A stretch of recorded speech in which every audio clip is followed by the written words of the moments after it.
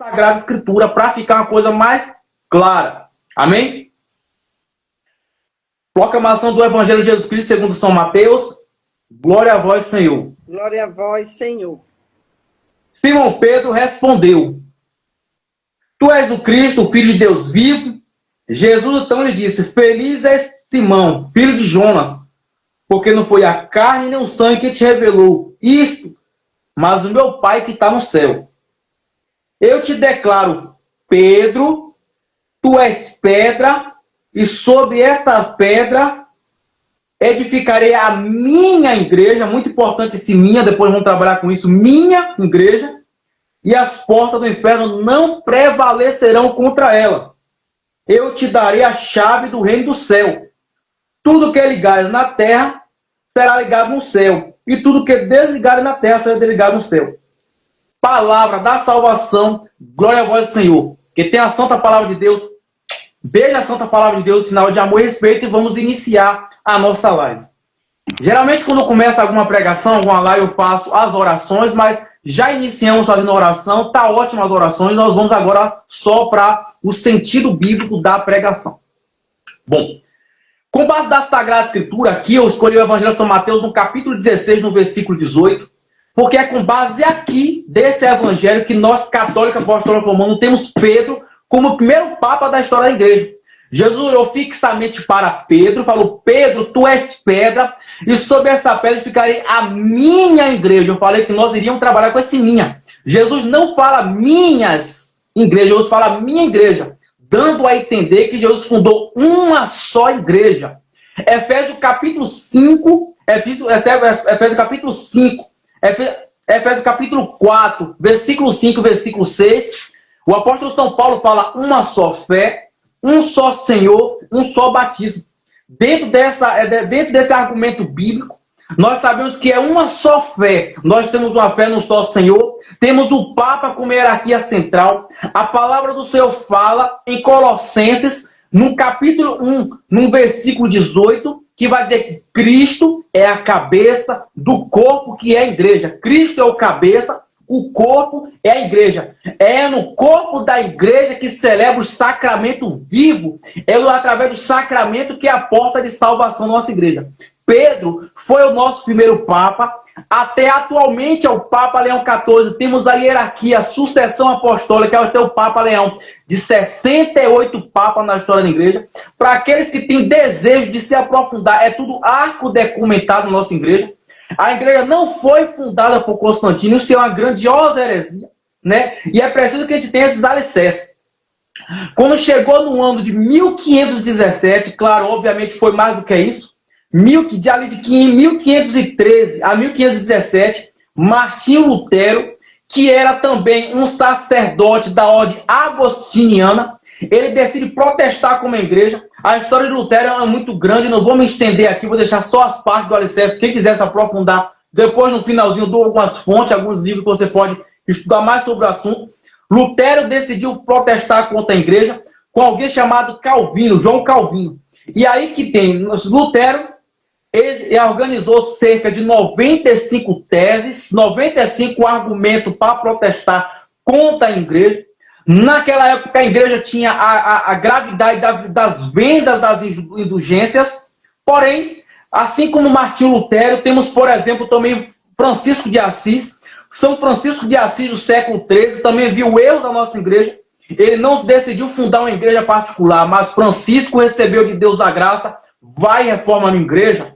Assim como também no século XVI, Santa Teresa d'Ávila e São João da Cruz reformaram o Carmelo, e sempre que houve alguma coisa da igreja, a igreja foi restaurada, porque a igreja ela estava entregue na mão humana, mas o cabeça já foi fundado como Colossenses, capítulo 1, versículo 18. Cristo sempre foi o cabeça dessa igreja. Temos por base de que a igreja católica apostólica romana, ela foi fundada por Jesus. Você pode pegar por base qualquer igreja evangélica, ela vai ter um fundador e uma data. Mas a única igreja fundada por Cristo, com base na Sagrada Escritura, é a Igreja Católica Apostólica Romana. Aí isso é uma coisa tão clara, que até o Google do celular te responde. Nós sabemos que por base da palavra católico, apareceu a primeira vez com um santo padre da igreja, das coleções patrísticas, foi um padre chamado Santo Inácio de Antioquia, no ano 107. A palavra Santo Inácio de Antioquia, a primeira vez que ouve-se falar da palavra católica. A palavra católica vem do significado universal para todos, apostólica, porque ela vem da sucessão dos apóstolos, e Romanos, porque a sede da nossa igreja é Roma. São Pedro e São Paulo, ali houve seu martírio em Roma, e a basílica da nossa igreja é Roma. A nossa igreja católica é fundada em 3 alicerces muito importantes. Atenção, igreja. Sagrada Tradição, Sagrada Escritura e Sagrado Magistério. Dentro do universo evangélico, é aquilo que Martinho Lutero colocou como isso. Sola Escritura. Somente a Sagrada Escritura. Mas com base no ensinamento da riqueza da Igreja Católica, nós não colocamos uma carroça na frente dos burros. Antes da Sagrada Escritura existir, houve uma tradição. Antes da Sagrada Escritura ser formada pelos bispos da igreja, houve uma história. Antes da Sagrada Escritura estiver muito arrumadazinha, organizada na nossa mão, teve a história que passou pelos bispos da nossa igreja. Portanto, ali depois que Jesus ele veio com sua missão, obviamente, ele redimiu a humanidade na cruz. Jesus depois ele sobe ao céu. Ali em Atos dos Apóstolos, no capítulo 2, vem a descida do Espírito Santo. Aquela reunião de pessoas é a manifestação pública da igreja. Nós vemos em Atos dos Apóstolos aquela reunião que Pedro fala, uma só fé, um só pastor, uma igreja. É a igreja pública com base na Sagrada Escritura. O catecismo da Igreja Católica vai relatar que a igreja nasce do lado aberto de Cristo.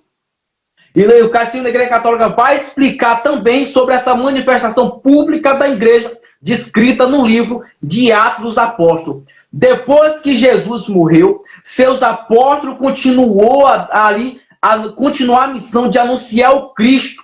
Pedro morreu crucificado de cabeça para baixo. O apóstolo André morreu crucificado em forma de X.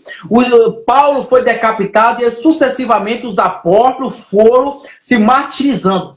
Nós temos também uma riqueza na nossa igreja que pode trazer arquivado e documentado a nossa igreja como a igreja da verdade, como a tradição da igreja. E aqui eu vou entrar na riqueza das patrísticas. Quando Lutero protestou, 1517, quando ele, e aqui deixando claro, o primeiro evangélico da história. Quando Lutero protestou, já tinha uma igreja, já existia uma Bíblia. Já existia uma igreja e já existia uma Bíblia. E antes da Bíblia ser formada, para uma pessoa livremente ler e dizer, eu tenho um livro-exame para dizer que eu quero que seja assim, antes da Bíblia ser formada, existia ali a tradição oral. O que era a tradição oral? Era aquela pregação que era passada de pai para filho. Era aquela pregação oral quando a igreja ainda não tinha visto a necessidade de algo escrito. Então essa pregação oral, ela vem direto dos apóstolos, que por sua vez bebeu direto da fonte de Cristo. Nós podemos pegar, por exemplo, aqui, um santo padre da igreja chamado Santo Irineu de Leão.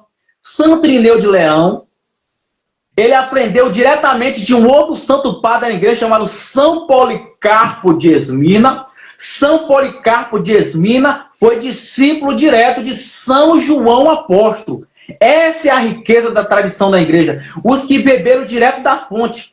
Quando olhamos para a Sagrada Escritura, nós vemos ali também, vou falar um pouquinho mais devagar, né, gente? Alguém quiser anotar, com base ali no Evangelho de São João, no capítulo 19, no versículo 25, no versículo 26, Jesus então olha para Maria e João diz, filho, eis aí a tua mãe, mãe, eis aí o teu filho. A Sagrada Escritura fala que dessa hora em diante, João levou sua mãe para casa. O que a Sagrada Escritura não fala, a tradição faz questão de nos enriquecer. O santo padre da igreja, como Santo Irineu de Leão, que foi citado, diz que João naquela época levou a Virgem Maria para um lugar chamado Éfeso. O mesmo Éfeso que mais tarde o apóstolo São Paulo escreve sua carta ao Efésio, João se tornando bispo de Éfeso. Então ali, como eu vou saber dessas riquezas com ali a tradição da igreja? Antes de eu ver a necessidade da montagem da Bíblia, já existiam relatos, e esses relatos foi salvo pela tradição da igreja. A igreja é formada por sagrada tradição. O que é a sagrada tradição, Jean? A tradição era a pregação oral, quando ainda não existia nada escrito para comprovar, para confirmar, para estudar. Ainda era aquilo que era narrado, que foi ali salvo, que foi ali herdado, que foi ali aprendido direto dos apóstolos, que por sua vez beberam direto de Cristo, sua fonte. Existia uma pregação oral, sagrada tradição. A Sagrada Escritura é aquilo que nós temos na mão. O primeiro relato da Sagrada Escritura foi quando o Papa Dámaso ordenou a São Jerônimo que escrevesse a primeira versão da Bíblia Vulgata. Papa Dámaso, ali, a São Jerônimo, Sagrada Tradição. A Sagrada Escritura, antigamente, existia uma porcentagem muito grande de livros. Estimula-se que existia aproximadamente 208 livros. Assim, não tem uma data fixa para isso que eu vou relatar, mas muitos estudiosos afirmam que houve aproximadamente cerca de 1000 anos para que os bispos da igreja fossem ali observar quais livros eram ou não eram inspirados por Deus. Era 208 cano para a interpretação são os livros da Bíblia, fechou em 73. A Bíblia não caiu do céu com paraquedas. A Bíblia não saiu, não veio um anjo trazer a Bíblia. A Bíblia sagrada, a Bíblia que hoje católico, o evangelho carrega debaixo do braço, devemos aos bispos da igreja católica. Precisamos da sinceridade. Bíblia não veio voando, Bíblia não caiu do céu, nem anjo trouxe a Bíblia. Foi a igreja católica apostólica romana que decidiu qual livro era inspirado por Deus. Essa é a denúncia. Depois, evangélico abre a Bíblia, escolhe capítulo e versículo contorcido e leva católico mal informado no bico. Católico apostólico romano, conheça a sua fé, conheça a sua igreja. Não tenha preguiça de estudar. Não é questão de eu sou mais inteligente, eu sou questão de menos inteligente. É questão, eu quero conhecer aquilo que amo, porque Santo Agostinho, do Santo Padre da Igreja, inclusive da Patrística, do século IV, ele fala, só se ama aquilo que conhece. Se eu amo a igreja, como dizia Santa Catarina de Sena. Santa Catarina de Sena, nos últimos momentos da sua vida, falou, se eu morro, morro de paixão pela igreja. São João Paulo II escrevia, o amor me explicou tudo. Santa Teresa de Calcutá vai dizer, se é amor de verdade, vai ter que doer. Então é preciso que a gente tenha o verdadeiro amor pelo conhecimento da igreja. Tanto é necessário por curiosidade, tanto é necessário para ninguém te levar ao bico. Agora, eu não vou muito me aterter, falei da sagrada tradição, falei da sagrada escritura, e não vou me aterter no sagrado magistério, que podemos resumir, entre aspas, com os dogmas da igreja e os catecismos da igreja católica. Entre aspas, mas é mais profundo que isso. Pronto. O alicerce da nossa igreja, sagrada tradição, sagrada escritura, sagrado magistério. Nós não temos somente por base a Sagrada Escritura. Lutero decidiu protestar contra a Igreja Católica em 1517. Quando Martinho Lutero decidiu protestar, trouxe aproximadamente 95 teses, 95 abordagens para ali, podemos usar essa expressão, abordagem, para ali protestar contra a igreja. Dessas 95, aproximadamente 15 ou mais estava certa, o resto não. As igrejas evangélicas primitivas, lá do tempo de Lutero, por exemplo, Martinho Lutero não tinha divergência com Nossa Senhora. Os aprofundamentos da vida dele vai dizer que ele até escrevia poema para Nossa Senhora. O que eu posso dizer hoje? Qual foi o grande problema hoje dessas teses de Lutero? Vou lhe dar um exemplo muito básico. Dessas 95 teses de Martinho Lutero, tinha uma que dizia sola escritura, ou seja, nem sagrada tradição nem Sagrado Magistério, só Bíblia. Evangélico hoje só vai acreditar em você que você fala só na Bíblia. O problema não foi a Bíblia, não foi a igreja, né? Não foi a Bíblia que veio antes da igreja. A igreja veio antes da Bíblia. A Bíblia não saiu de dentro da igreja, a igreja que produziu a Bíblia. Eu não sou católico porque eu leio a Bíblia, eu leio a Bíblia porque eu sei que ela veio da igreja. Então colocar a igreja contra a Bíblia é colocar a carroça na frente do boi. Porque antes de você protestar que a igreja católica é isso, a igreja católica é aquilo, você tem que limpar bem sua boca, porque os 27 testamentos, os 27 livros do Novo Testamento da Sagrada Escritura, que o evangélico lê e o católico lê, foi discernido pelos bispos da igreja. E se eu não acredito nisso ou daquilo da Bíblia, eu também tenho que descartar o que os bispos da igreja escolheu para que eu diga o que é bom ou o que é ruim. Ponto. Importante saber desse detalhe. Outro ponto importante. Se eu posso dizer que somente a Sagrada Escritura está certo, quem decidiu quem escreveu a Sagrada Escritura foi a Igreja Católica e não a Igreja Protestante. Isso é muito importante. Outro ponto importante para vocês anotarem, caso depois quiser vir a live para estar estudando melhor. Dessa 95 tese de somente a Sagrada Escritura, Lutero errou e errou muito feio, dizendo que cada pessoa pode ter um livre exame. Cada pessoa pode ler a Bíblia e interpretar como quiser. Essa bola de neve foi bem assim. Lutero começou ali a tese de tentar protestar e fundar uma igreja fora da católica. Eu não quis entrar no histórico de Martinho Lutero. Lutero foi religioso, foi padre agostiniano. Ele tinha qual é a expressão? Ele tinha um escrúpulo muito profundo de não confiar na misericórdia de Deus. Foi um homem que teve uma dificuldade muito grande de viver a castidade. Esse foi um dos piores problemas de Lutero. Era um homem que era perturbado psicologicamente, espiritualmente pelos demônios. Assim escreve até o professor Felipe Alquino, tem livro sobre o assunto. Caso alguém queira se aprofundar, não posso levar muito a profundo. Na live vai demorar 3 horas e o povo não vai aguentar. Então, só pegando por cima para você entender. Esse homem, ele se decidiu ser padre por uma promessa que ele fez a Santa Ana, mãe de Nossa Senhora, em um certo dia que ele ia ser acertado por um raio. Dentro da ordem, ele não conseguiu viver a castidade, que é uma das regras de disciplina para o sacerdócio. O sacerdote precisa viver a castidade, essa é uma das obras do sacerdócio. Ele desviou uma freira e aí começou essa bola de neve. O problema da história da Escritura é que antes Lutero começou sozinho, depois surgiu aquilo que nós chamamos de Calvino, origem da igreja calvinista, que nós chamamos de João Calvino.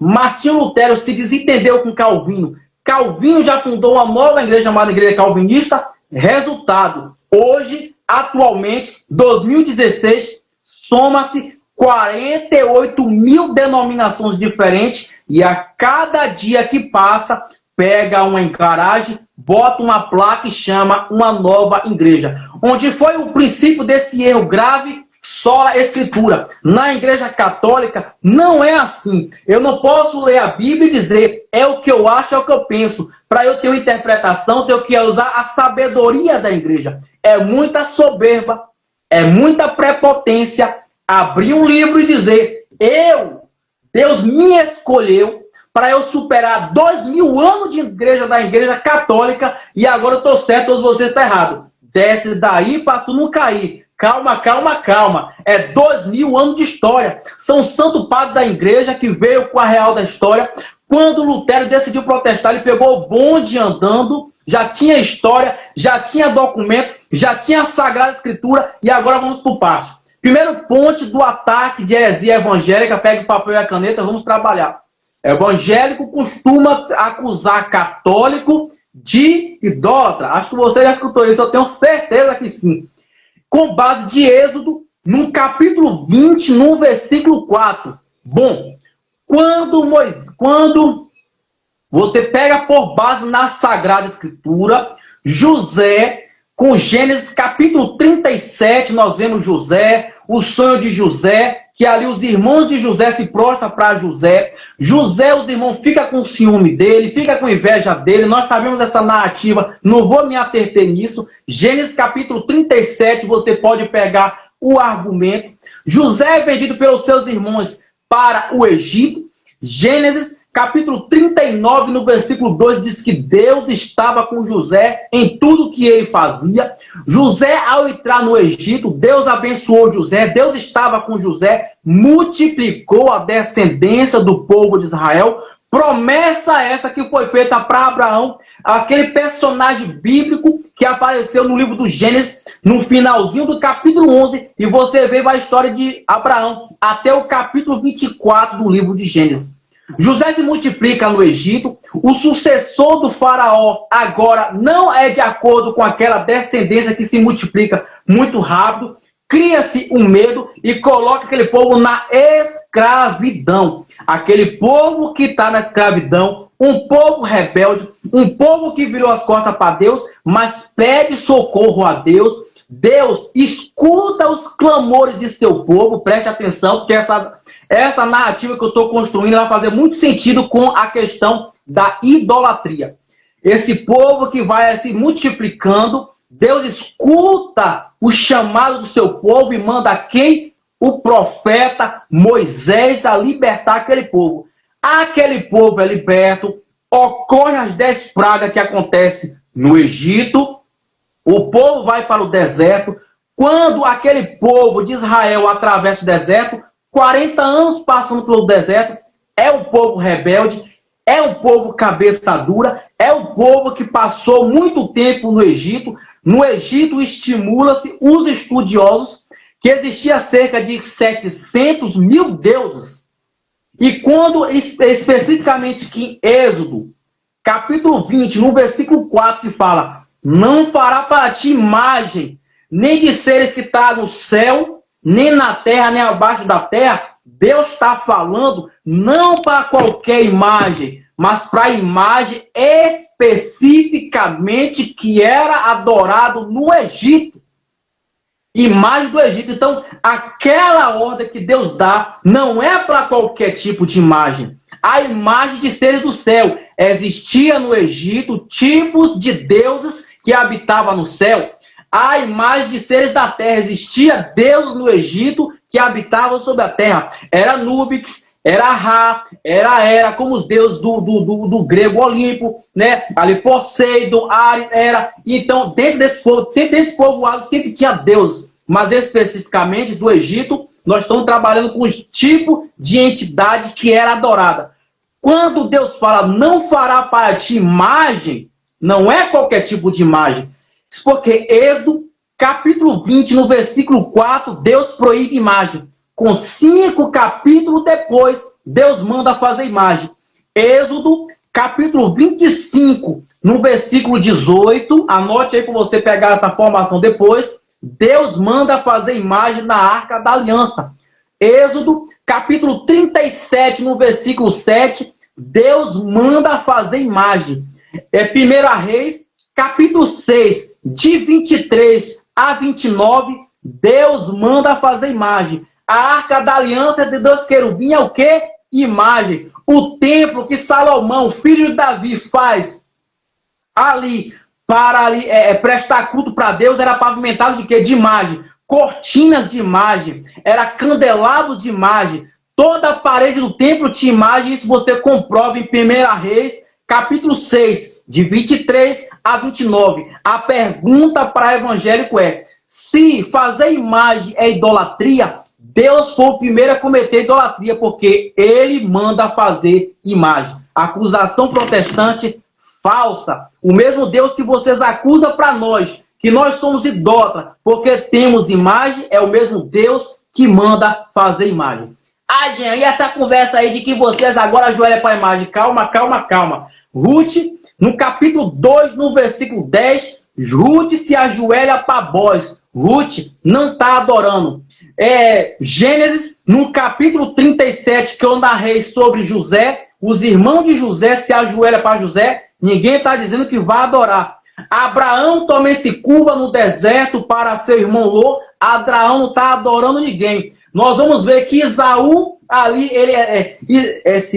Esaú ele se prostra para o seu irmão, e isso não quer dizer que está adorando ninguém. Se curvar diante de uma imagem não quer dizer que está adorando a imagem. Ah, então me mostra na Sagrada Escritura alguém que ajoou a imagem. Pois não, fique tranquilo.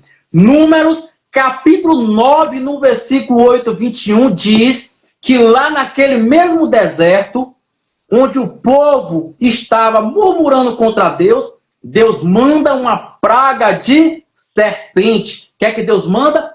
Pega Moisés, manda modelar uma serpente de bronze, ergue a serpente, todo aquele que olhar para a serpente, atenção, a serpente é imagem. Deus está mandando olhar, não está mandando adorar. Todo aquele que olhar para a serpente ficará curado. Aqui está um exemplo claro para aqueles que ficam atacando o católico de heresia, que a gente não é idólatra. Tem outras passagens na Sagrada Escritura, não vou me ater a isso. Primeiro ponto que eu escrevi aqui sobre as imagens. Igreja, a patrística prova tudo. Sobre Lutero e Calvino. Êxodo capítulo 5. Bom, com base na Sagrada Escritura, Jean, por que católico tem os 7 sacramentos? Bem, mesmo que você pegue na Sagrada Escritura e responda a tudo que o evangélico lhe pergunta, eles nunca ficarão satisfeitos e você uma hora ficar confuso. Por que você fica confuso? Esse é o ponto importante. Eles não estão importando-se com aquilo que você fala. Eles estão preocupados em confundir sua cabeça. É experiência particular, amigo. Já debati com mais de 30 pastores protestantes. Quando a conversa acaba, eles ficam inventando outras conversas. Eu vou respondendo, eles vão perguntando. Eu vou para cima, eles caem fora. Porque eu posso responder. Mas o interessante é, eles não estão interessados em Bíblia. Uma coisa que me veio chamar a atenção é os sacramentos. Nós acreditamos que o batismo não é só um simbolismo da água.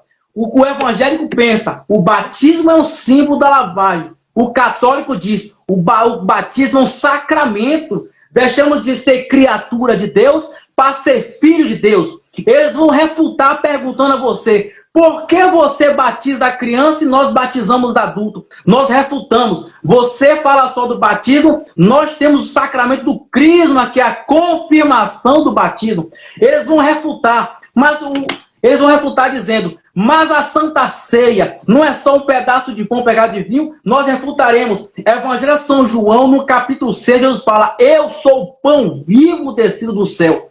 Quem come minha carne e bebe meu sangue não terá vida eterna. Anotando aí, Evangelho de São João, capítulo 6, de 48 a 55. Quem come minha carne e bebe meu sangue terá vida eterna. Aí eles vão refutar dizendo, não, mas ali é só um simbolismo. Você pega e responde. 1 Coríntios, capítulo 11, versículo 24, o apóstolo São Paulo faz uma advertência falando sobre essa mesma situação. Só que Paulo vai falar assim, quem come e bebe do sangue do corpo de Jesus indignamente, come e bebe da sua própria condenação. São Paulo vai fazer uma advertência que na visão católica está fazendo uma advertência para que católico não comungue no estado de pecado mortal. Porém, na advertência do apóstolo São Paulo, entendemos que ele está celebrando uma missa.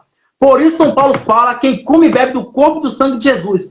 Na quinta-feira santa, que nós usamos esse termo, quinta-feira santa, Jesus é o autor da primeira missa. Jesus está ali para ser entregue por Judas, que já o traiu por 30 moedas. Jesus ergue a Eucaristia e fala, esse é meu corpo, toma e comer. Esse é o meu sangue, toma e beber. O sangue da nova e eterna aliança. Você pega o Velho Testamento da Sagrada Escritura, você percebe que Deus fez várias alianças ao longo do Velho Testamento. Exemplo, Deus fez uma aliança com Abraão. Qual é o símbolo dessa aliança? A incircuncisão.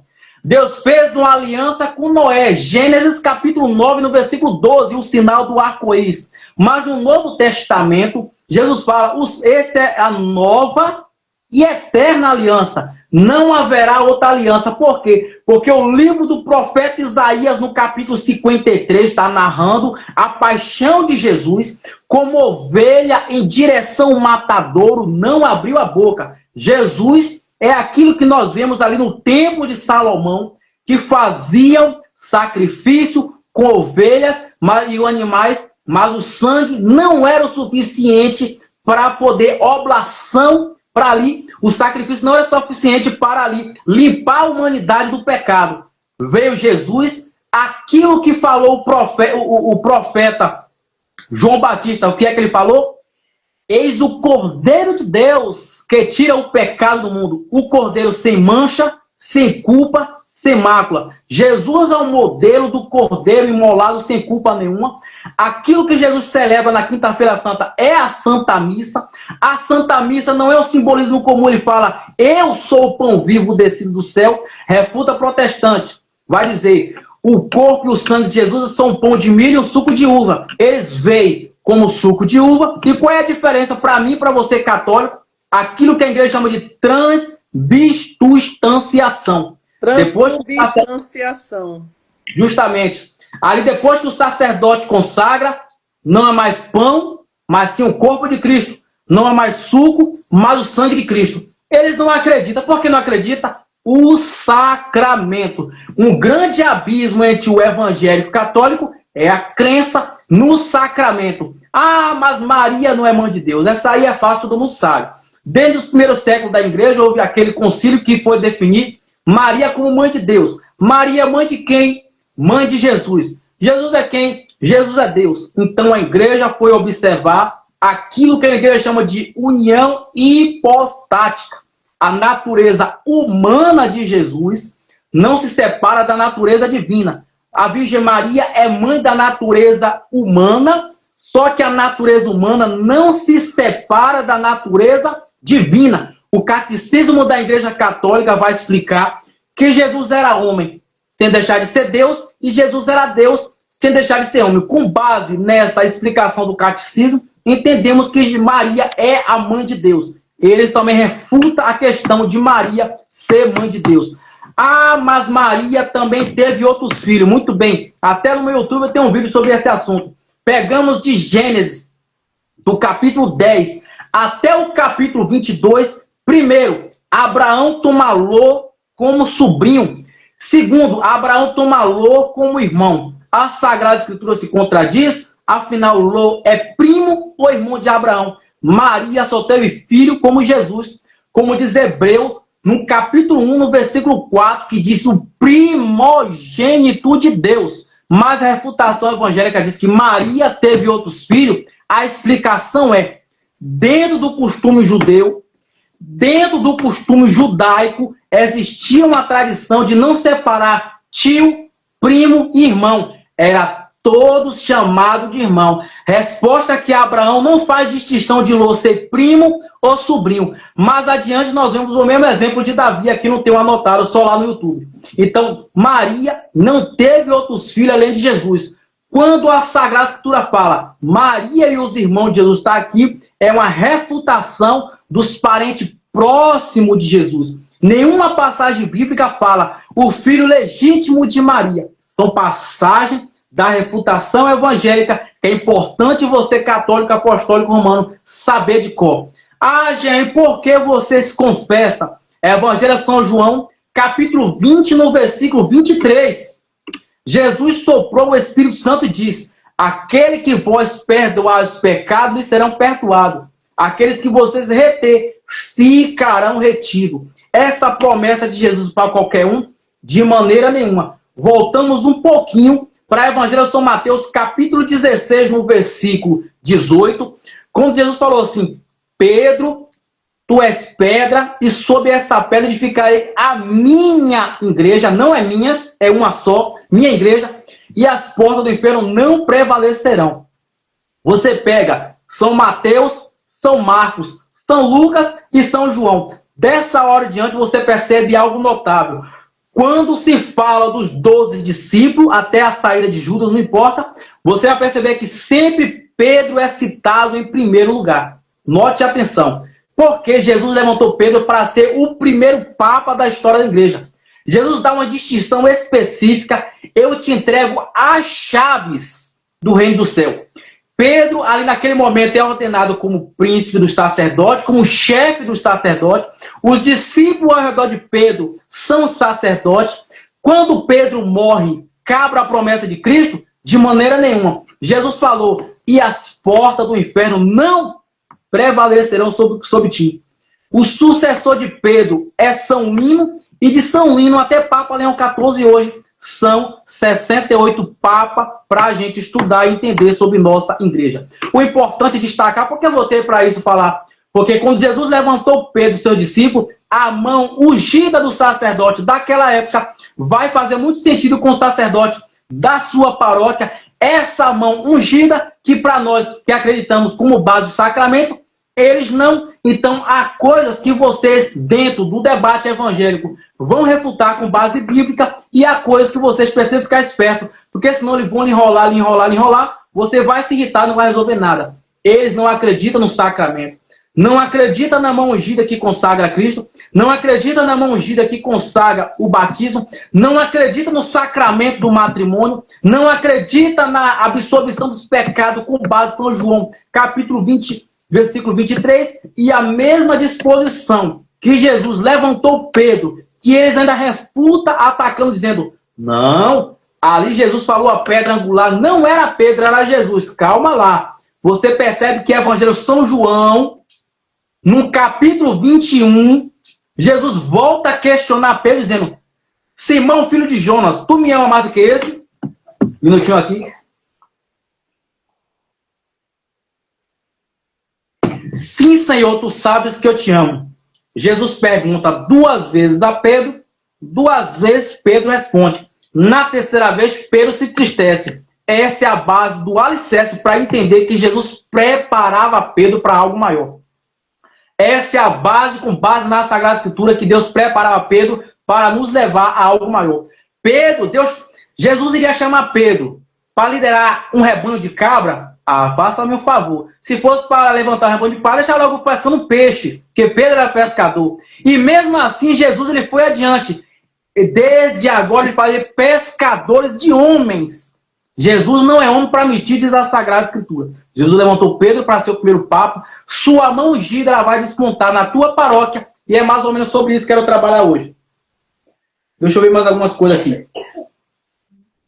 A palavra do Senhor fala também outra coisa importante. Hoje não dá para refutar tudo, que é um carro de mão de coisas que eles colocam na cabeça vazia. Nada da gente não, em nome de Jesus.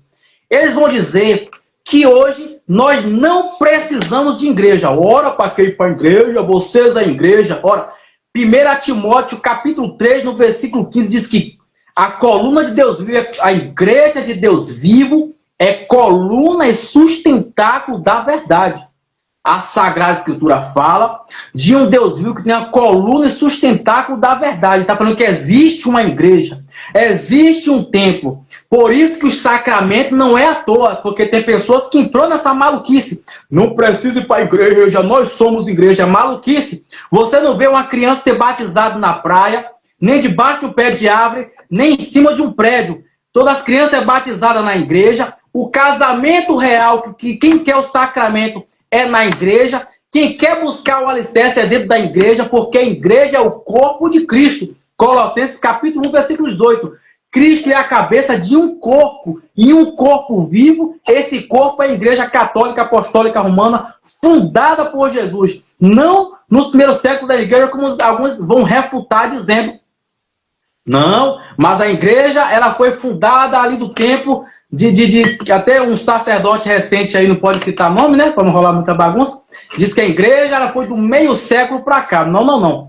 Essa heresia ela cai muito facilmente. Hoje existe cerca de 57 livros da patrística, que é a sucessão apostólica sólida. Irineu de Leão foi a fonte da primeira Mariologia. Sucessivamente, Santo Agostinho, São João Crisóstomo, Boca de Ouro, já trabalhava com as cartas de São Paulo, antes mesmo de São Paulo ter passado para a Sagrada Escritura. Algumas refutações protestantes dão para resolver aqui, outras não, mas o que eu quero trazer para você hoje é: católico não adora imagem, ajoelhar para a imagem não é pecado, confissão dos pecados tem base bíblica, a igreja não é qualquer lugar. Cristo, o corpo de Cristo é a igreja, o cabeça é Cristo, e tudo isso quis passar hoje com a finalidade de estar catequizando o meu povo. Não saia da igreja católica para andar em jangada. Não saia da barca de Pedro por ilusões de passagem bíblica contorcida.